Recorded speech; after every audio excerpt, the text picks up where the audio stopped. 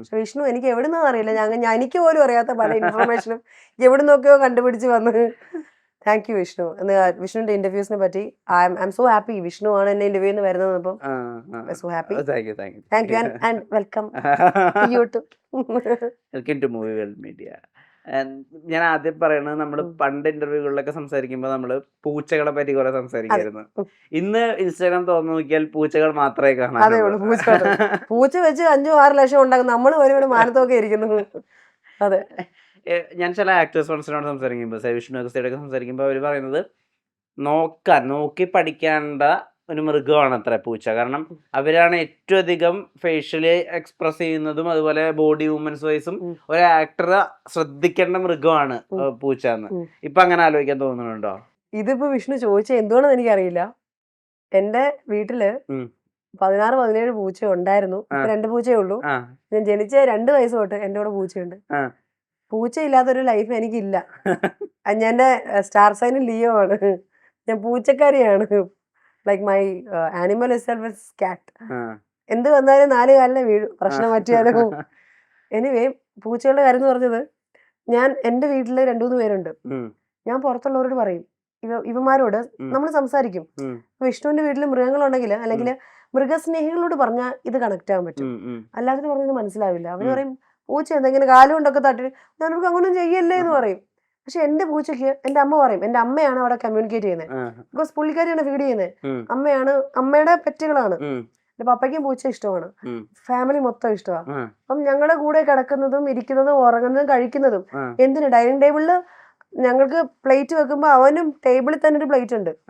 കാറ്റ് ഫുഡ് ആയിട്ടല്ല, ഞങ്ങളുടെ ഫുഡിന്റെ, ഞങ്ങളിപ്പോ പപ്പ എങ്ങാനും ഷവർമയോ അൽഫാമോ മേടിക്കുന്നെങ്കിൽ അപ്പക്ക് എല്ലും ഇവനാണ് മാംസം. ആ അവസ്ഥയാണ്, മനസ്സിലായോ? അപ്പം എന്റെ വീട് അങ്ങനെയാണ് പോകുന്നത്. അപ്പൊ ഇവന്മാരോട് നമ്മൾ പറയാ മിണ്ടരുത്, കഴിക്കരുത്, നോക്കരുത് എന്ന് പറഞ്ഞാൽ ഭയങ്കര എക്സ്പ്രഷൻ ഇടും. അതായത് വിഷമം, ദുഃഖം, ഇതൊക്കെ മുഖത്ത് കാണാൻ പറ്റും. ഇത് പുറത്തൊരാളോട് പറഞ്ഞ് എനിക്ക് മനസ്സിലാക്കാൻ അറിയില്ല. വളർത്തിയവർക്കേ അറിയുള്ളൂ. നമ്മൾ പിണങ്ങിയാൽ അവർക്ക് വിഷമാവും. നമ്മൾ എന്നെ തോണ്ടി വിളിക്കും. ഞാൻ ഇടയ്ക്ക് ഡിപ്രഷനൊക്കെ അടിച്ചിരുന്ന് കരയും. എന്റെ കാട്ടിലേക്ക് കിടന്ന് ഭയങ്കര കരച്ചിലായിരിക്കും. ആരും ഇല്ല, ഞാൻ ഒറ്റയ്ക്ക്. ഇവൻ എന്റെ അടുത്ത് വന്ന്, എന്റെ പൂച്ചക്കുഞ്ഞു 2 പേരുണ്ട്, എന്റെ അടുത്ത് വന്നിട്ട് കറക്റ്റ് ഇതൊക്കെയെന്ന് പറഞ്ഞു കഴിഞ്ഞാൽ ഐ തിങ്ക് ഇൻസ്റ്റാഗ്രാമിൽ റീൽസ് ഇടുന്നവർക്ക് അറിയാം, പൂച്ചക്കാർക്ക് അറിയാം how animal support human beings. കാര്യം they also have a communication, they also have energy. പൂച്ചകൾക്ക് പ്രത്യേകിച്ച് നെഗറ്റീവ് എനർജി ഉണ്ടെങ്കിൽ അത് അബ്സോർബ് ചെയ്യാനുള്ള പവർ ഉണ്ട്. ഞാൻ ഫുള്ള് നെഗറ്റീവാണ്, സിനിമയും ഇതൊക്കെ കഴിഞ്ഞ് ഫുള്ള് ഡിപ്രഷൻ അടിച്ച് നെഗറ്റീവ് അടിച്ച് ചെല്ലുമ്പോൾ ഹ്യൂമൻ്റെ അടുത്തുണ്ട്. When I cry or when I M sad, I always find, ഇവൻ ഒരു വഴിയിലാണെങ്കിലും സ്ട്രേ പൂച്ച എൻ്റെ അടുത്ത് വന്നിരിക്കും. പലപ്പോഴും വന്നിരിക്കാറുണ്ട് എൻ്റെ അടുത്ത്. ഇതിപ്പോൾ ഞാൻ ചുമ്മാ പറയുവല്ല, വിഷ്ണു എന്തുകൊണ്ട് ചോദിച്ചെന്നും എനിക്കറിയത്തില്ല. പക്ഷെ ഞാൻ പലപ്പോഴും വെറുതെ ഞാൻ പല ഹോട്ടൽസിലും റിസോർട്ട്സിലും ഒക്കെ ഷൂട്ടിന് സമയത്ത് താമസിക്കും. പരിചയ സ്ഥലമാണ്. ഞാൻ ഇടയ്ക്ക് എന്തെങ്കിലുമൊക്കെ വിഷമം വന്ന് ഭയങ്കരമായിട്ട് പുറത്തിരിക്കുമ്പോൾ ഏതെങ്കിലും ഒരു പൂച്ചയും പട്ടിയൊക്കെ എൻ്റെ അടുത്ത് വന്ന് എൻ്റെ കാലിൻ്റെ അടുത്ത് വന്നിരിക്കും. And they are absorbing my energy. I think this A law of the universe. ഇതെനിക്ക് ആൾക്കാരെ പറഞ്ഞ് ബോധിപ്പിക്കാൻ. വിഷ്ണുവിന് മൃഗങ്ങളെ ഇഷ്ടമാണോ? കഴിഞ്ഞ വർഷം വരെ 13 പൂച്ചയുണ്ടായിരുന്നു. അപ്പൊ നമ്മള് പൂച്ചക്കാരാണ്. അല്ല, അപ്പൊ നമ്മള് പൂച്ചക്കാര്, മനസ്സിലായല്ലോ?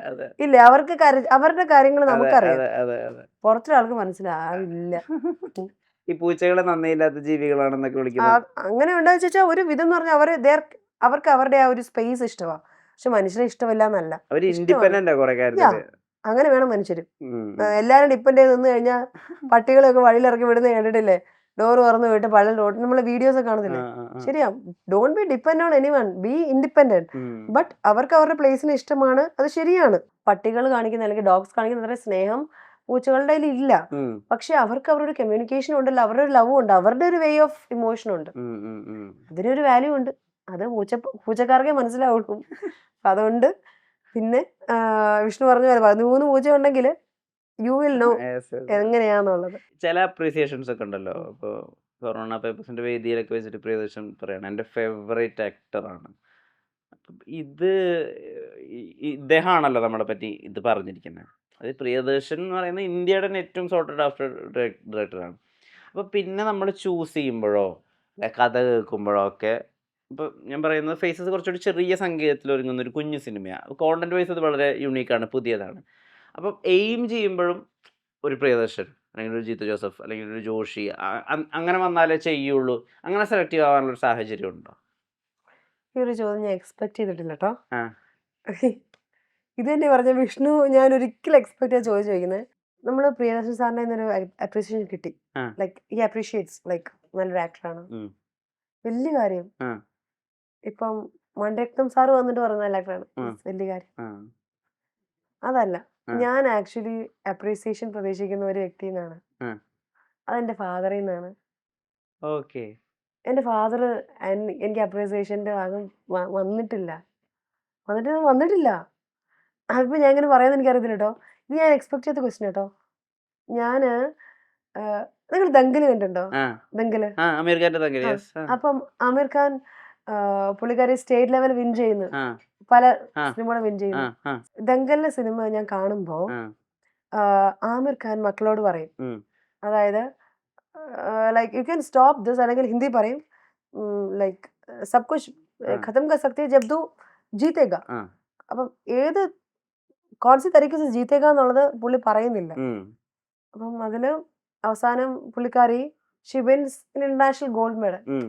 അന്ന് പുള്ളിക്കാരിയുടെ തോളി തട്ടിയിട്ട് അതൊരു very emotional emotional sequence. Moment ആണ്. എൻ്റെ ഫേവറേറ്റ് മൂവിയാണ് ദങ്കൽ. ഞാൻ അതൊരു 10 വട്ടം കാണും. എനിക്കറിയില്ല, ഫാദർ ഡോട്ടർ റിലേഷൻ ആയിരിക്കണം.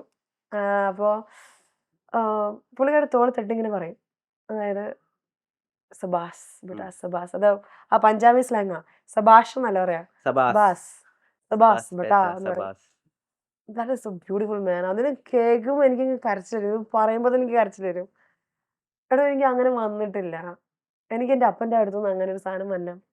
അതായിരിക്കും എൻ്റെ ലൈഫിലെ ഏറ്റവും വലിയ അച്ചീവ്മെൻറ്റ്. എനിക്കങ്ങനെ വന്നിട്ടില്ല. ഞാൻ എന്തൊക്കെ അച്ചീവ് ചെയ്താലും ഞാനും പപ്പയ്ക്ക് ചിലപ്പോൾ ഞാൻ കുറച്ചും കൂടെ ആവണമെന്നായിരിക്കും. ഞാൻ ഓരോ സിനിമ ചെയ്യുമ്പോഴും ഓരോ കാര്യങ്ങൾ അച്ചീവ് ചെയ്യുമ്പോഴും ഞാൻ ഓർക്കും, ഓക്കെ പപ്പ പറയും ഗുഡ് ജോബ്, അടിപൊളി. പക്ഷേ he wants may be the best for me. അപ്പോൾ എനിക്ക് എൻ്റെ അപ്പയുടെ കയ്യിൽ നിന്ന് ഒരു സുഭാസ് ബേട്ട വരുമ്പോഴായിരിക്കും ഞാൻ സെറ്റാവുക. ശ്രമിക്കുന്നുണ്ട് അത് കേൾക്കാൻ വേണ്ടി. എനിക്കത് ശ്രമിക്കണം വിഷ്ണു ഷാ, സത്യം എനിക്ക് ശ്രമിക്കണം. Because my father is very very supportive. I am a single girl child. ഞാൻ ഒറ്റക്കുട്ടിയാ.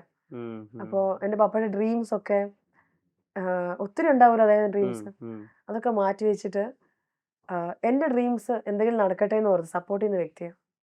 അപ്പോൾ മൈ ഡാഡ് ആൻഡ് മോം.